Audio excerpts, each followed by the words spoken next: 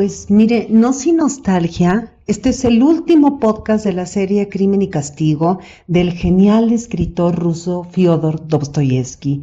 Un novelón, Mire que por sí solo es suficiente para otorgar la inmortalidad a su autor, pues una tremenda obra que muestra las abismales complejidades de nuestra condición humana. Y mire, bueno, vamos a hacer como una especie de recorrido. Y vamos a iniciar diciendo que, así como dice Aristóteles, ¿no?, en su Poética, pues comencemos por el principio, y Dostoyevsky comienza a escribir Crimen y Castigo en 1865, pues mientras se encontraba en Alemania en una situación muy angustiosa. Había perdido todo su dinero en la ruleta, en estos juegos y en los casinos, y para subsistir, bueno, pues tuvo que empeñar su ropa y los pocos objetos de valor que poseía. O sea que ya se ha de imaginar usted de dónde surge la idea de Raskolnikov y de la vieja usurera, entre otras cosas, Bueno, entonces, de regreso a San Petersburgo, consigue vender el proyecto de la novela, ¿no?, para irla publicando. Y esta novela en entregas, irla publicando en entregas. Esta parte es muy importante, y en un momentito más vamos a hablar de esto de la novela por entregas. Pues una novela que habla acerca de un joven burgués que asesina a una usurera y que además, pues no, como que no tiene ningún arrepentimiento, pero en lo más mínimo, y que además confiesa su crimen. Y de alguna manera, en el epílogo, en esa confesión, pues vemos de alguna forma que ha influido en Raskolnikov el suicidio de Svidrigailov, su espejo, y que además está presionado pues por la virginal prostituta, y sobre todo por su aborrecimiento a los demás, porque hasta en la cárcel ya no soporta a los demás, ¿no? Él se sigue sintiendo superior a los demás, ¿no?, a los demás presos, y que además pues tampoco le vemos mucho remordimiento. Bueno, Dostoyevsky vende, ¿no?, el proyecto de esta novela por entregas, de la cual le acabo de comentar, pero mira, apenitas, ¿no?, por encimita, entre de qué va, ¿no?, el joven burgués que asesina a una usurera y que parece, ¿no?, porque no es cierto, que se arrepiente y que va a dar a la cárcel, pero que se confiesa, él mismo confiesa su crimen, y que esa confesión pues de alguna manera tiene la influencia, ¿no?, el impacto, ¿no?, que él siente de un suicidio, y que además pues tiene delante ahí a Sonia, la virginal prostituta, y que además aborrece a todos, ¿no?, los odia a todos, y a él mismo para empezar, ¿no? Bueno, con este argumento, que también lo vamos a desarrollar un poco más, de una manera más directa, más adelante, pues Dostoyevsky recibe un pago de 4,000 rublos. En eso vende Crimen y Castigo. Y bueno, pues que casi no era nada, ¿no?, para cubrir todas sus deudas. Y entonces Crimen y Castigo se empezó a publicar como novela por entregas, es decir, por partes, en un periódico, en el periódico Ruski Vestnik, entre enero y diciembre de 1866. Fue apareciendo por partes la novela, y pues la gente corría, ¿no?, a comprar, a ver qué seguía, como si fuera serie de televisión. Y estas novelas por entregas era la forma más efectiva, siglo XIX, de difundir la literatura entre las masas. Ahora, ¿por qué? O sea, ¿por qué se pretendía que todo el mundo podía ir como un puesto de periódicos, o podía acceder de una manera muchísimo más fácil, sobre todo para ese tiempo, que comprar un libro?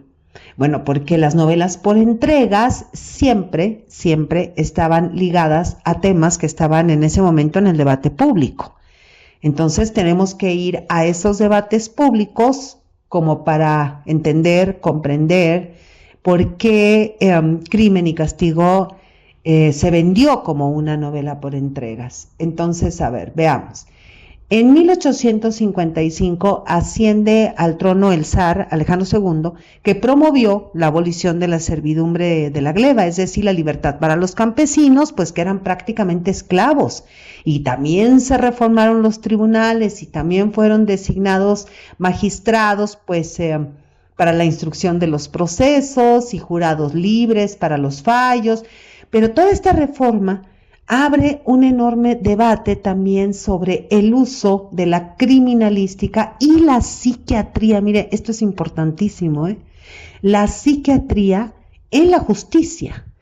Y todo esto y más, usted lo sabe, se refleja en la obra. Y todo esto son debates que se están llevando a cabo en Rusia y en este caso, bueno, pues estamos hablando de San Petersburgo. Bueno, además, otro debate social importantísimo en Rusia en ese momento es la figura del nihilista.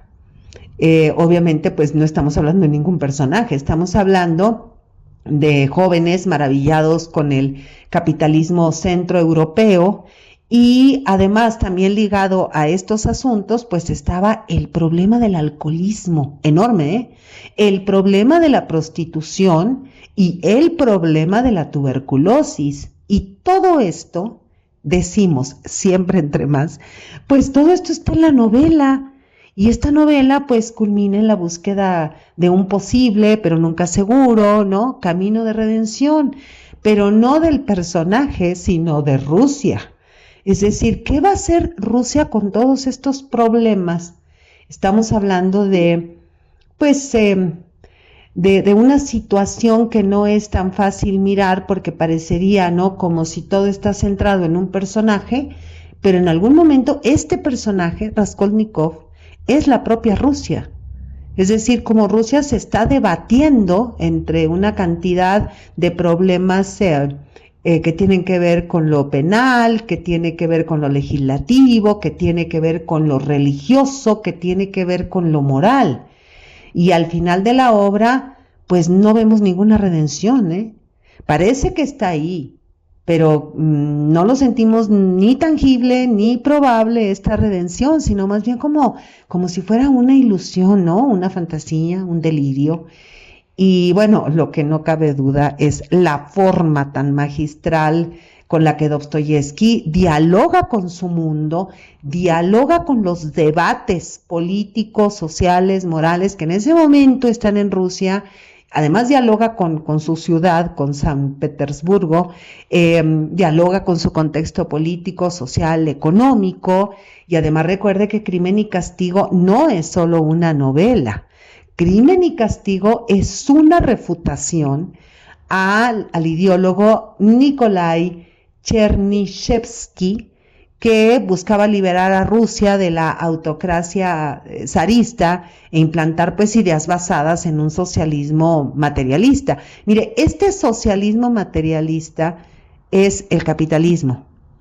Nada más que los rusos pues le llaman socialismo ingenieril o socialismo materialista o socialismo útil, que correspondería básicamente a nuestra idea de capitalismo egoísta, despersonalizado, con una racionalidad utilitarista y que vemos, pero mire, clarita proyectada en el personaje de Levesniatnikov. Bueno, y Dostoyevsky, es que este ruso no me deja, bueno. Y Dostoyevsky pues arremete duramente contra las ideas de un socialismo utilitario, pero también sostiene que el humano es un ser irracional y que se constituye como una realidad tremendamente compleja. Y bueno, pues no es para menos.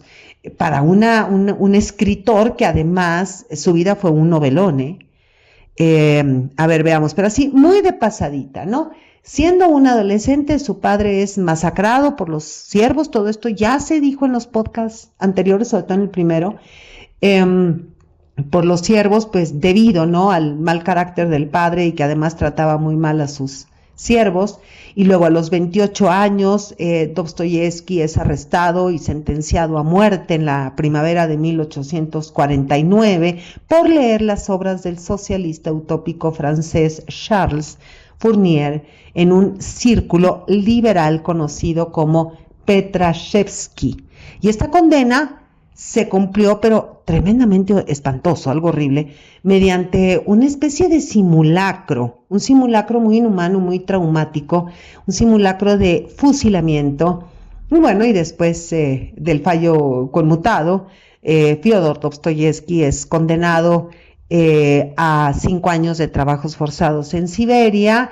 Y bueno, entonces cumplida la sentencia de los trabajos forzados, pasó 5 años de servicio en el ejército. En 1857, el zar Alejandro II pues decretó una amnistía, obviamente que esto va a beneficiar a nuestro autor.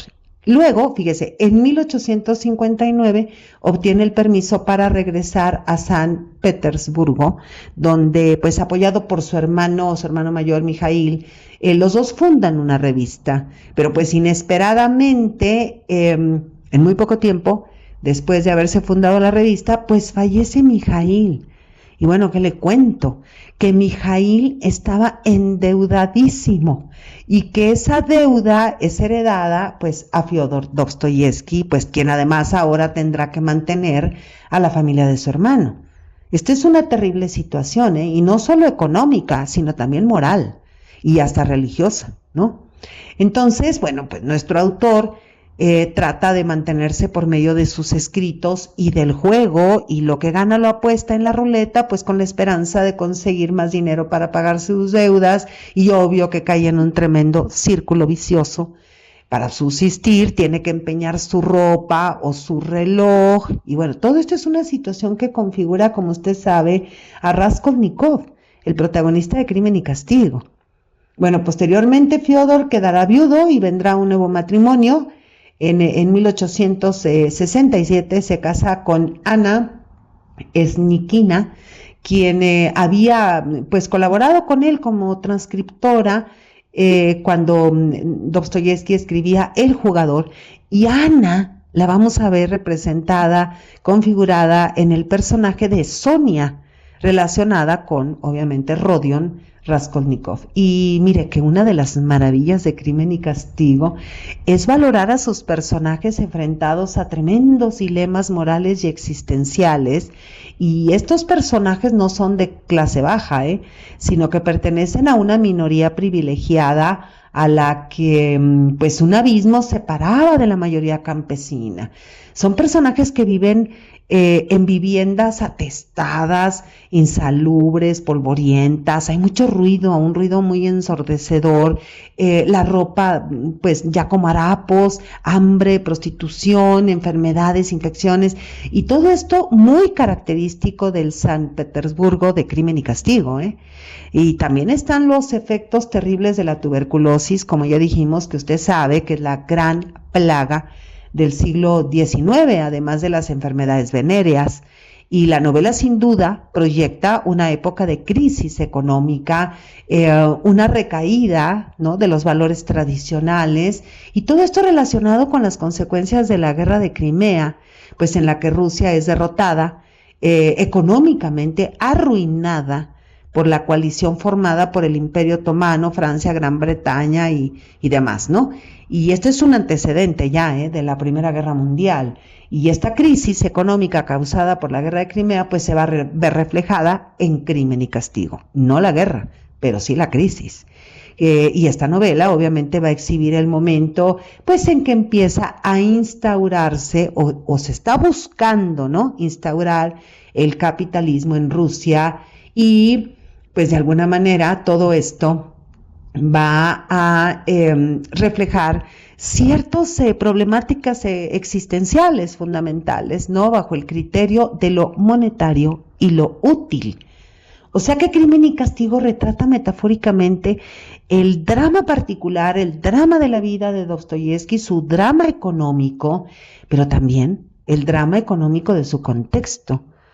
A ver, como dice el personaje Marmeladov, que es una maravilla, dice: la pobreza no es un vicio, pero la indigencia sí, señor mío, la indigencia es un vicio. En la pobreza aún se puede conservar la nobleza de los sentimientos innatos. En la indigencia nadie lo hace nunca. Uno es el primero que está dispuesto a ultrajarse. Y bueno, en el contexto ya interno de la obra, pues es la circunstancia en la que vive la gran mayoría de los personajes, ¿no?, que vemos en esta ciudad, el problema del dinero.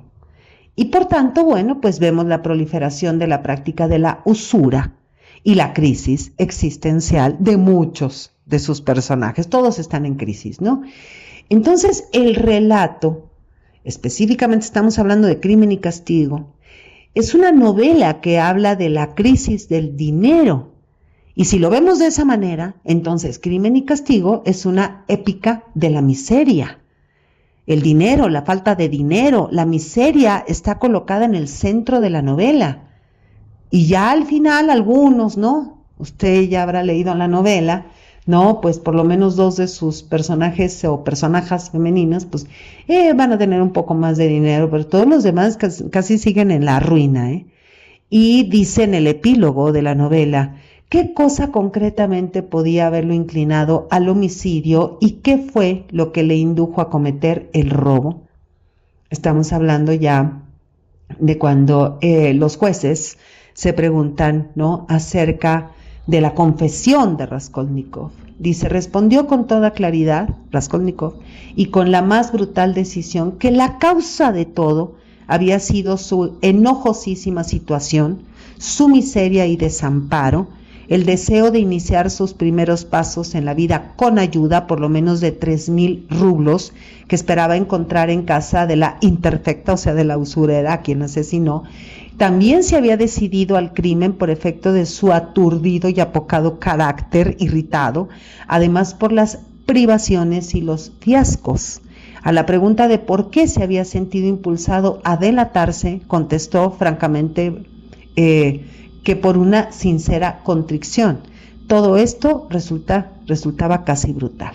Bueno, mire, Crimen y Castigo es como una especie de llave maestra que nos permite penetrar y revelar la perspectiva del universo de su autor y de su época, es decir, que las múltiples contradicciones y posibilidades muy negativas, porque casi no las vemos en la novela, vemos una realidad muy decadente, vemos un debate ideológico y todo esto le va a permitir a Dostoyevsky pues desplegar, ¿no?, una profunda reflexión pues para tratar de comprender y de alguna manera decir, a ver, ¿existe alguna salida viable a este destino de Rusia? Y Dostoyevsky narra en la novela el cuadro de las miserias físicas e intelectuales de Rusia, pues al ingresar en la órbita del destructivo, primitivo y salvaje capitalismo. Ideas que abraza la nueva generación, ¿no?, que aspira a fundar una sociedad edificada sobre lo útil. Y visto así, pues está clarito que Dostoyevsky en Crimen y Castigo, pues pretende plantear un debate ideológico sobre el futuro de Rusia, sobre la importancia de la legalidad, sobre la criminalística, los delitos, las condenas, pero también está la parte del conflicto existencial, pues que desencadena los planteamientos morales, dice en la obra. Si a mí, por ejemplo, en otro tiempo me hubieran dicho, ama a tu prójimo, y yo lo hubiera amado, ¿qué habría resultado de eso? Siguió diciendo Piotr Petrovich, quizá con demasiada premura. Habría resultado que yo habría rasgado mi caftán en 2, lo habría partido con el prójimo y ambos a 2 nos habríamos quedado a mitad miel, a media miel, según dice el refrán ruso. Sigue varias liebres a la par y te quedarás sin ninguna. Pero la ciencia dice, ámate ante todo a ti mismo, porque todo en el mundo está basado en el interés personal. Amándote a ti mismo harás tus negocios como es debido y tu caftán se mantendrá entero. El derecho económico establece que cuantos más negocios particulares existen en la sociedad y, por decirlo así, más caftanes enteros, tanto mejor para la firmeza de sus cimientos y tanto mejor para la gestión del negocio colectivo. Así que, mirando única y exclusivamente por mí, es como precisamente miro también por todos los demás y hago que mi prójimo reciba algo más que un caftán partido en 2 y no tampoco en virtud de particulares y únicas mercedes, sino como consecuencia del general progreso. Idea sencillísima, pero que por desdicha se ha tardado excesivamente en concebirla, habiendo sido suplantada por los entusiasmos y ensueños, y eso que al parecer no se requiere mucho ingenio para comprender. Mira, en este fragmento se expresa una beta de las ideas predominantes en el momento del surgimiento del capitalismo salvaje, el que durante toda su vida va a combatir Dostoyevsky. Y digo toda su vida, lo sabemos, pero también sabemos que a partir de Crimen y Castigo, un poco en El Idiota quizá, Los Endemoniados y Los Hermanos Karamazov, bueno, va a ser una cosa que Dostoyevsky no puede con esto. O sea, él dice todo menos el capitalismo, todo, lo que sea, menos eso, ¿eh? Entonces, habría que leer también sus obras desde varias perspectivas, ¿eh? Bueno, sobre la trama de la novela, mire, hay una carta que Dostoyevsky dirige a Mikhail Katkov, mire qué bien está mi ruso ahora, y Mikhail Katkov es un editor, a quien le quiere vender, ¿no? Le vendió Crimen y Castigo. Y la carta fue enviada en 1865, cuando todavía se dice que ni siquiera había terminado totalmente la obra, pero como iba a ser por entregas, pues ahí la iba escribiendo, ¿no? Al paso. Y le escribe nuestro autor con el propósito de convencer al editor, pues que pague, ¿no? Por la novela y que además, pues, obviamente la publique. Y entre más le dice: la idea de la obra, le asegura Dostoyevsky a Katkov, hasta donde puedo juzgar, en nada contradice la política de la revista de usted, antes bien al contrario. Es el informe psicológico de un crimen, la acción es contemporánea y se desarrolla en este mismo año. Un joven expulsado de la universidad de origen, pequeño burgués, y que vive en la mayor pobreza, por imprudencia y falta de convicciones sólidas, cayendo bajo la influencia de las extrañas ideas inconclusas que flotan en la atmósfera, decide romper de un solo golpe con su lamentable situación. Mire, es muy importante esta parte donde dice, se desarrolla en este mismo año. O sea que eso quiere decir que está hablando de la Rusia de 1885, es decir, 1865. O sea que aquí no hay ninguna otra manera de interpretar a Crimen y Castigo más que desde el contexto social, económico, político que está viviendo Rusia en ese mismo año, 1865. O sea que es una novela absolutamente realista y naturalista, ¿no? Y todavía dice, cayendo Raskolnikov bajo la influencia de las extrañas ideas inconclusas que flotan en la atmósfera. Decide romper de un solo golpe con su lamentable situación. Se ha decidido a asesinar a una anciana, la esposa de un consejero titular, quien presta dinero por interés. La anciana, estúpida y enferma, es avara y cobra réditos tan altos como un judío. Es malvada y devora las vidas de otros, torturando a una hermana menor a la que ha convertido en su sirvienta. No es buena para nada. ¿Por qué debe vivir? ¿Sirve para algo? Estas preguntas perturban al protagonista.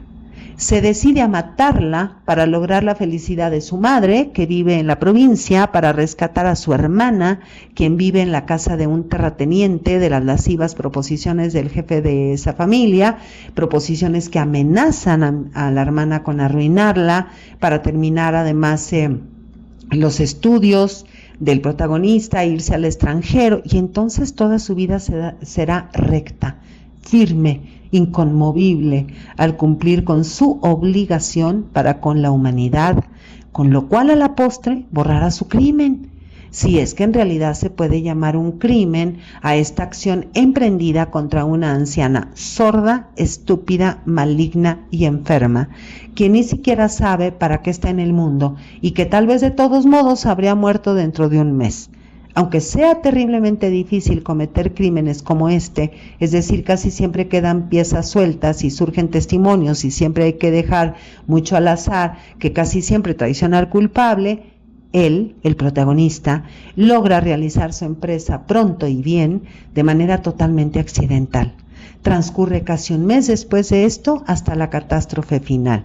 Nadie sospecha ni puede sospechar de él. Aquí es donde se desenvuelve todo el proceso psicológico del crimen. El asesino se encuentra ante problemas insolubles, sentimientos insospechados le atormentan. La verdad celestial y la ley humana lo abruman y acaba viéndose obligado a denunciarse a sí mismo. Esta obligación nace en él por necesidad de reconciliarse con sus congéneres, porque aun cuando perezca en la catorga, o sea, en la cárcel, le tortura la sensación de aislamiento y separación de la humanidad que experimenta desde que comete el crimen. El propio criminal decide aceptar el sufrimiento para expiar su crimen. En mi novela, recuerde que todo esto es la carta que Dostoyevsky le escribe al editor del periódico donde quiere que se publique por entrega la novela, y fíjese que siempre se mandaban estas reseñas, ¿no? Es decir, pues mire qué interesante está mi novela, ¿no? Porque a Fiodor pues obviamente le urgía el dinero, entonces por eso es que va creando toda esta trama, pues para que enganche al público, enganche entre comillas. Y sigue, ¿no? Escribiendo Dostoyevsky, dice: en mi novela también insinuó la idea de que el castigo jurídico prescrito para el crimen atemoriza al criminal mucho menos de lo que creen los legisladores. Ahora, quise mostrarlo especialmente como en un miembro educado de la nueva generación, de modo que el concepto sea más claro y más palpable. Varios casos recientes me han conmovido de que mi tema no es muy excéntrico, en especial porque el asesino es un hombre culto de origen burgués y hasta de buenas inclinaciones. Ahora, mire, esta parte que voy a leer ahora de la carta es terriblemente importante, porque aquí Dostoyevsky le va a decir al editor que toda esta idea le viene de la vida, es decir, le viene de la realidad, ¿sí? O sea, no es como que se puso a imaginarse todo esto. Entonces, mire lo que le dice: el año pasado en Moscú supe del caso, un caso real, de un estudiante expulsado de la universidad después de los disturbios, que decidió atacar la oficina de correos y matar al cartero. Aún se encuentran en los periódicos muchos testimonios de la inaudita falta de convicciones que conduce a cometer hechos terribles. Ese estudiante del seminario, quien mató, de acuerdo con ella, a una muchacha a la que había citado en un cobertizo, fue capturado una hora después desayunándose tranquilamente. En pocas palabras, estoy convencido de que mi tema se justifica en parte por nuestra propia época. Ahora mire lo que le dice al editor: puedo garantizarle que la obra se apoderará del lector, pero respecto a la ejecución artística no me corresponde a mí juzgar. Muy a menudo ha sucedido que por las eternas prisas, pues sí, porque le urgía sacar dinero de donde fuera, escribo cosas muy, muy malas. Sin embargo, esto no lo he escrito con prisa, sino con pasión. Intentaré, aunque solo sea para mí mismo, terminarlo de la mejor manera posible. Bueno, la carta es mucho más larga. Bueno, ¿cómo ve? ¿Cómo ve esto? A mí me parece que en esta carta hay una aproximación crítica muy clara que elabora el propio autor, Fyodor Dostoyevsky, y bueno, Pierre Pascal, editor y muy documentado conocedor de la obra de Dostoyevsky, dice: esta es una novela difícil. Tenemos ahí sin duda la obra más dostoyevskiana de su autor en el sentido más inquietante del término. Los personajes más importantes son esencialmente desequilibrados, seres que actúan como soñadores fuera de la realidad, lunáticos, histéricos, maníacos, fanáticos. Se interpretan entre ellos como dementes, tontos, estúpidos. Los que parecen ser más consistentes y sensatos ceden de repente al delirio o se revelan como monstruos cuyos pecados menores son el alcoholismo, la mendacidad, el perjurio, la calumnia, la vanidad, el despotismo, el asesinato. Durante toda la obra los nervios están en alta tensión, en la tragedia, en lo inverosímil, en lo absurdo y lo detestable. Dostoyevsky se ha superado a sí mismo al revelar los más tortuosos abismos del ser humano. qué novelón, qué barbaridad. O sea, no hay crítico que no diga una situación extraordinaria, pero aquí lo importante también era tratar de captar, de comprender que la obra no le viene así, como así de la imaginación, le viene de su vida, le viene de su situación económica, le viene también de las noticias, ¿no? O sea, que está leyendo, de la situación de Rusia, de las consecuencias de la guerra. Bueno, y ahora aquí el asunto, más bien el debate, es acerca del derecho al crimen, porque en la novela se plantea, acaban de pasar una guerra, acuérdense, acaba de pasar una guerra y Rusia ha sido derrotada. Porque en la novela se plantea el provecho que causará un crimen. Y por otro lado, ¿no? Ese crimen pone a prueba la teoría sobre el crimen del propio criminal. Es que ¿no le parece una maravilla crear a un personaje criminal que escribe su propia teoría del crimen? Es que esto es fantástico. Bueno, a quien cometerá el asesinato o la ejecución o el linchamiento, ¿no? Una teoría del superhombre que se manifiesta pues en la figura de un hombre excepcional, como predestinado al poder, que tiene el derecho de disponer de todo lo que hay en el universo. Estamos siendo aquí con mucha exageración, pero para que se entienda lo de superhombre, hasta donde pues alcanza, ¿no?, su capacidad de poder, de apropiarse de lo otro, pues aún del ser del otro. Y esta teoría de Raskolnikov aparece a manera de artículo publicado en una revista, y que es la tesis central de la novela. El crimen es una protesta contra una organización social defectuosa, y aquí también se está planteando la guerra, los crímenes de guerra claro, o sea, aquí la cuestión es que Raskolnikov ha asesinado a una usurera. Pero ¿de dónde brotaron los usureros? Pues a partir de la situación económica tremenda, horrible que está padeciendo Rusia a causa de la guerra de Crimea. Entonces tendríamos que ver que el crimen en sí mismo es una protesta contra la guerra, pero el crimen aquí es social, ¿no? Y tal es su única razón. Si la sociedad estuviera bien organizada, no se cometerían crímenes, dice la teoría de Raskolnikov, pues nadie sentiría el deseo de transgredir y todos los hombres llegarían a ser justos.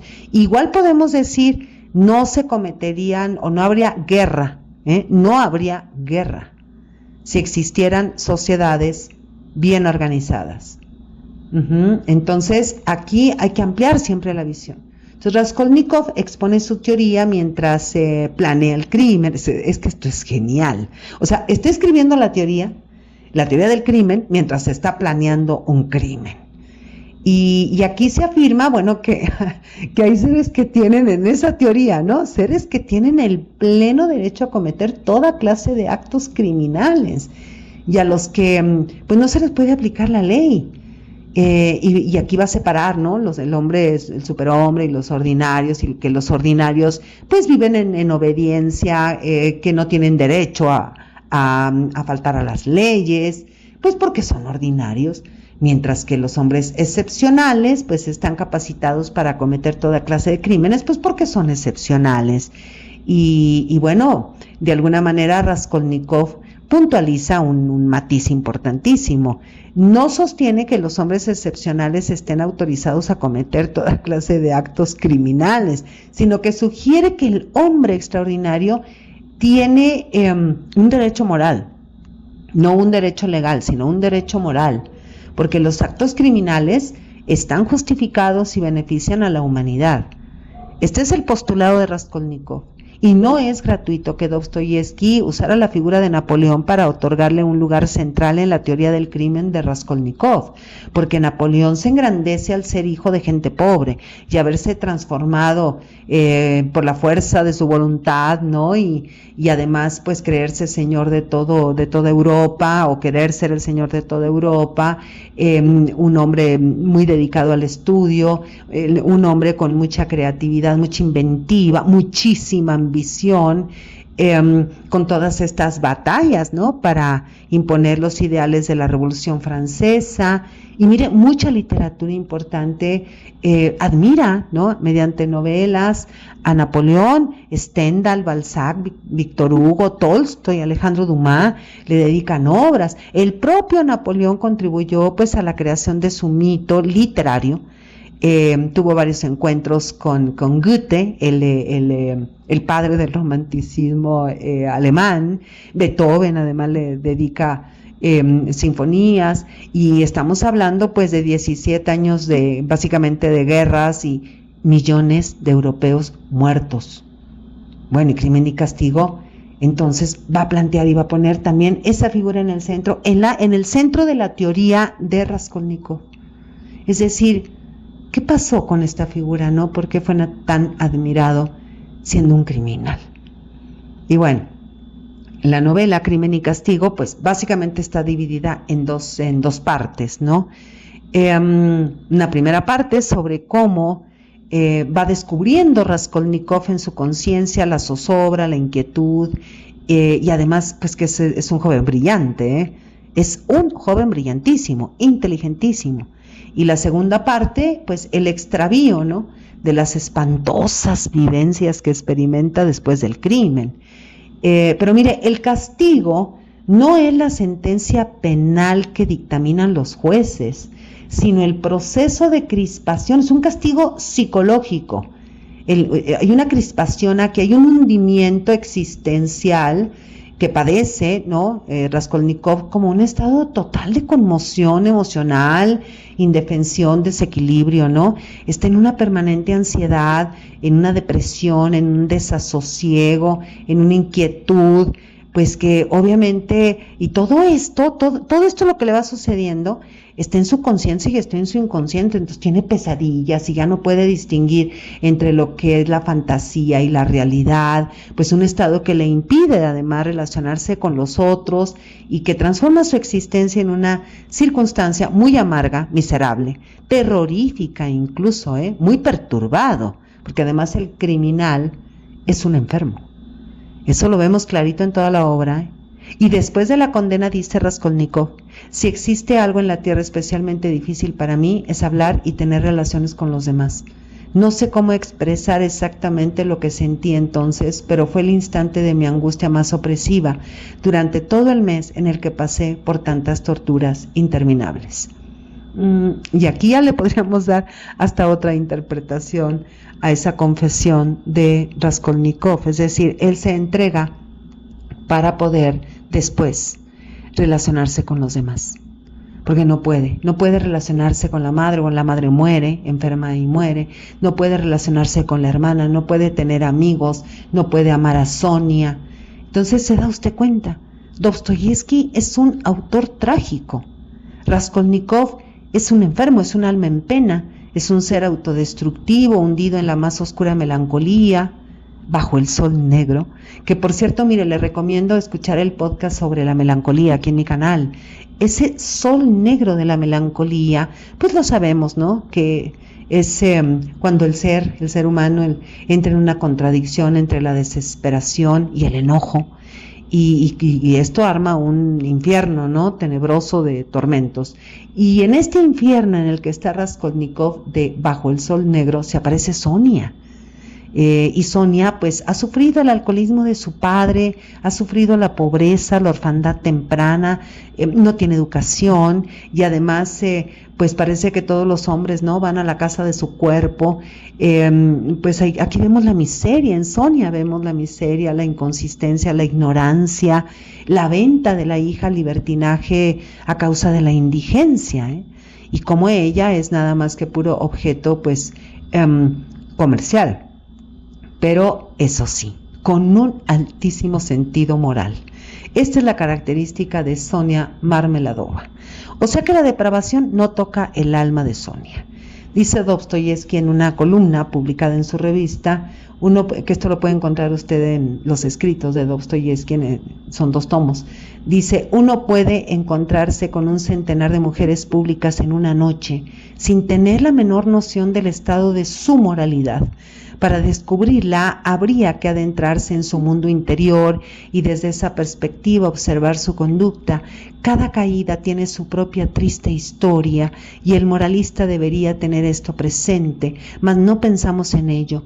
Los clientes circulan por los mercados y se informan de precios, se observan masas de mujeres caídas, atormentadas, pura mercancía y racimos de compradores codiciosos y se exclama: ¡qué horror!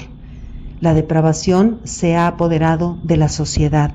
Solo digo que no sabemos nada definitivo sobre la depravación, a pesar de que hemos estado en el mercado de la depravación. Contemplamos las víctimas de la perversión, las consecuencias de un vergonzoso comercio, el mercado, la masa de bienes y compradores, pero de la depravación misma no tenemos la menor noción. En nuestro mercado no hay más que escombros, existencias rotas, hambre, desnutrición, lamentos, pintalabios y maquillaje, pobreza y miseria. En fin, las manifestaciones públicas de todo lo que ha echado la espuma de una sociedad en crisis, pero la fermentación en sí pasa desapercibida. Solo salen a la luz los residuos humanos destruidos. Esto es tremendo. Esto que dice aquí, que escribió Dostoyevsky, que además lo publicó cuando tenía la revista con su hermano Mijail. Entonces, imagínense cómo está mirando Dostoyevsky a la sociedad rusa. Y bueno, Sonia, esto ya fue posterior a su salida en Siberia, recuerda, cuando ya es liberado y regresa a San Petersburgo y con su hermano funda esta revista, más que nada una revista política. Y bueno, con esto vemos que Sonia, ¿no? Vemos a Sonia aquí, ese tema tan importante para Dostoyevsky acerca de la prostitución. Y bueno, Sonia se gana la vida con la tarjeta amarilla, que era como el pase, ¿no? Para ejercer la prostitución, y Sonia pues es llamada a salvar y a regenerar a quien en opinión de Dostoyevsky pues es un pensador notable, es decir, Raskolnikov, que pues se ha manchado las manos de sangre en nombre del triunfo de un principio absolutamente abstracto. Pero Sonia pues es la portadora que predica y ejerce los valores como de la resignación, del altruismo y el amor, pero no de un amor carnal. Es un amor místico, es un amor muy ruso, dijéramos, ¿no? Y que Sonia pues va a tratar de salvar al nihilista Raskolnikov de sí mismo, porque Raskolnikov está poseído por el orgullo de su intelecto y de su pasión fría, muy, muy intelectual. Bueno, en el epílogo de la novela parecería, ¿no?, que hay una especie de conversión al Evangelio, y el escritor aquí, obviamente Fyodor Dostoyevsky, pues va a contraponer la piedad y el amor que predica y practica el cristianismo versus la doctrina del socialismo ingenieril. Pero cuidado, mucho cuidado aquí, porque Dostoyevsky es capaz de decir y escribir y hacer cualquier cosa con tal de combatir al capitalismo, o sea, al llamado socialismo utilitarista, al socialismo ingenieril desde la perspectiva rusa. Es preferible el cristianismo que el capitalismo.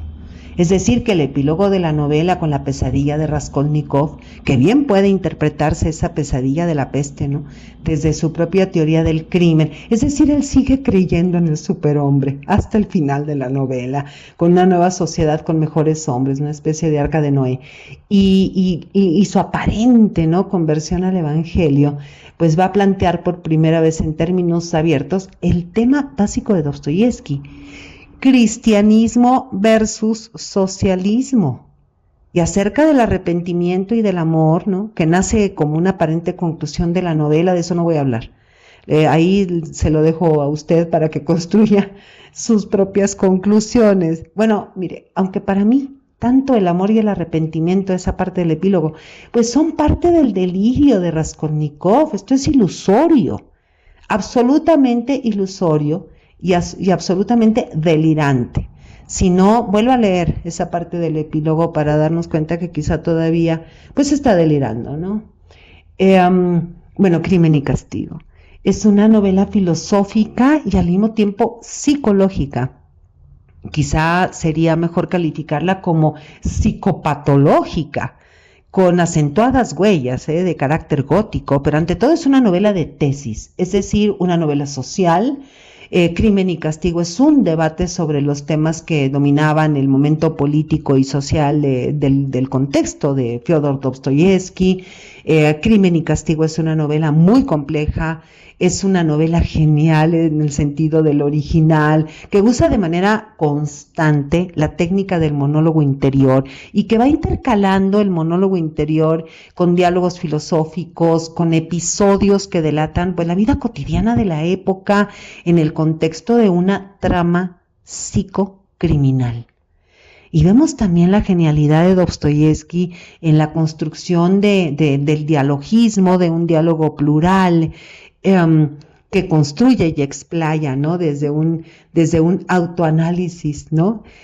Cómo se va autoanalizando Raskolnikov, cómo va hablando de sí mismo, cómo va discutiendo con el juez instructor. Esto es genial, ¿no? Con Porfiri, con todos los diálogos, ¿no? Las figuras degeneradas de Svidrigailov, Luzhin, la joven prostituta Sonia, pero aquí la cuestión es cómo dialogan en medio de una problemática de un asesino que está metido en un problemón entre su conciencia y entre policías y jueces que no entienden nada de lo que está pasando.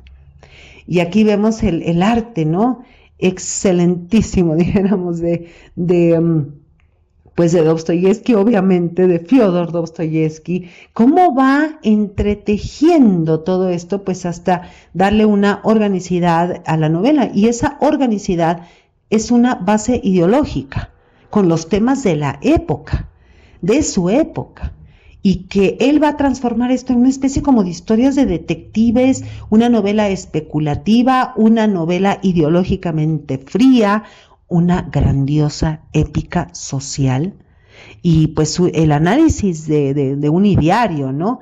En las ideas en las que se va a sustentar esta obra, enfocado desde pues sus grandes dotes, ¿no? Los grandes dotes de Fyodor Dostoyevsky como ensayista, como analista de su tiempo.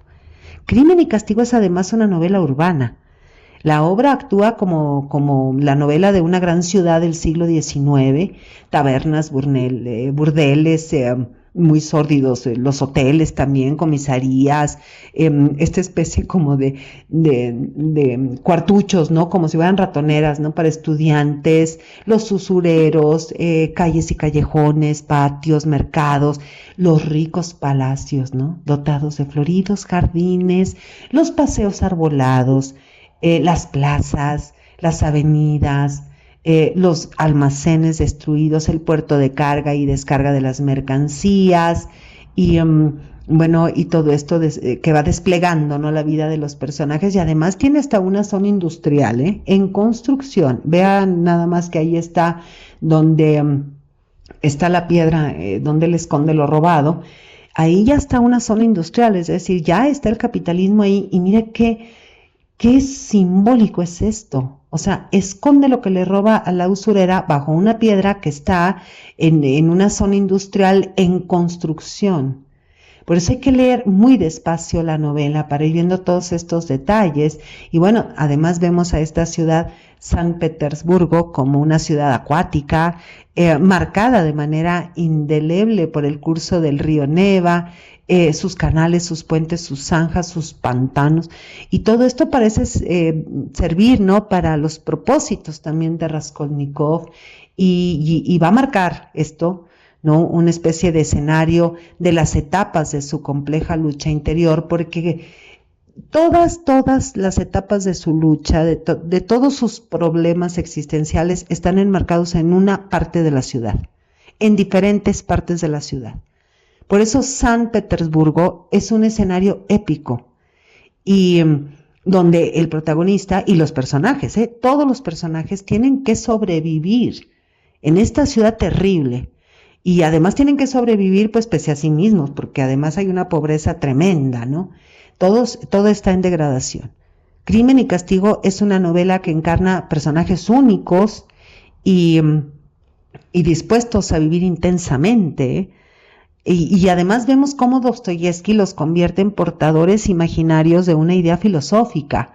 Y cada personaje es un tono de voz distinto, contrapuntos, ¿no? Que configuran, pues, ese dialogismo. No sé, vemos el estilo abogadil de Luzhin, el irónico Svidrigailov, el muy exagerado Razumijin, Porfiri, ¿no? Con un sarcasmo bárbaro. Marmeladov, ¿no? Muy cortés como un burócrata. Raskolnikov, en el delirio, siempre en el delirio. Y bueno, pues entre más, en este novelón, todos los problemas planteados son tratados, desenterrados, abiertos, diseccionados, con una extraordinaria agudeza. Dostoyevsky desarrolló un montón de personajes humanos y mostró toda una sociedad de arriba abajo con sus funcionarios, estudiantes, usureros, abogados, jueces, médicos, burgueses, artesanos, sacerdotes, tabernas, proxenetas, policías, presos. Bueno, es todo un mundo y de todas clases y profesiones y todos ellos legítimamente incluidos en la historia de un asesinato ideológico. Es un asesinato ideológico, decíamos, con una justificación absolutamente abstracta. Iba a decir absurdamente, pues también absurdamente abstracta. Crimen y Castigo, mire, es esencial en la historia de la literatura universal. Es una obra decidida a dominar toda la creatividad de Fyodor Dostoyevsky. Bueno, espero que haya gozado esta serie de podcasts sobre una enorme obra escrita por un tremendo genio, Fyodor Dostoyevsky. Soy Margarita Díaz de León, Literatura en Espiral.